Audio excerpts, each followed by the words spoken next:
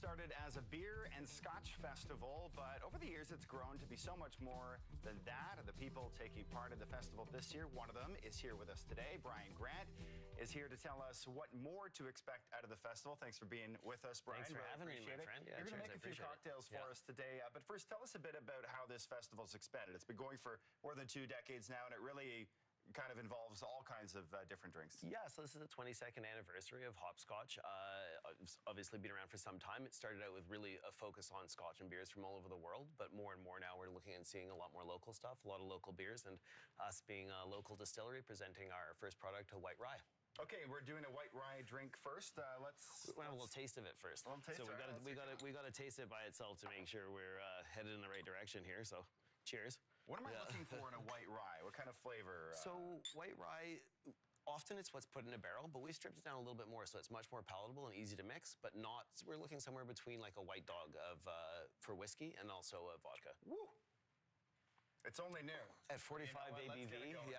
It's at 45 ABV, yeah, exactly. Like a little straight rye to start. So we're going to start you off here with a couple of this treacle cocktail. This cocktail was invented by our lead bartender, David Wolowidnik. It's a combination of our white rye, a little bit of a spiced apple syrup that he made, a spiced apple cordial, actually. And a healthy pour, I couldn't help but notice. Well, that's for both of us. Okay. We got to share, right? Sharing is caring, after all. For sure. Let's see, we got the rye, and we got, what was that again? Apple? Spiced apple cordial that David made, as well as a little bit of Angostura bitters. So some sweetness in there. Go for the ice here. Yeah, exactly. Yeah.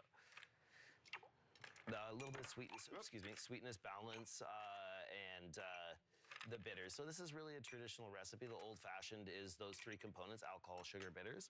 And this is going to be, do you want to give this a little stir for me here? Want to go for it? Is this the kind of thing that we would see at the festival? It's very fall kind of flavor palette. Yeah, very much so. That's exactly what we're looking for here. So, yeah, fall seasonal drink. And it's going to be finished off actually with a sprig of thyme. So you've got kind of that apple-thyme combination going on there. Oh, nice. Which is pretty fun. So you got a good stir? Yeah. Yeah, we're happy with that. Let's give this a little pour here and go for a taste.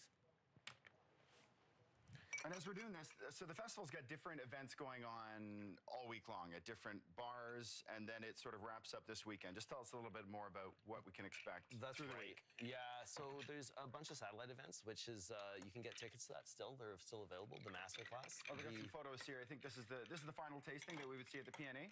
There you are, yeah. There you go, beautiful, exactly, yeah. And so you just jump around to sort of different kiosks, go from booth to booth, try different things. And the best thing about it is it's really like a parallel tasting where you get to taste stuff side by side. And so by getting to taste those things side by side, you get really a much better perspective on them than just tasting them individually all over the place. Okay, we'll have a quick taste of this before we get to the next one. Old-fashioned, yeah.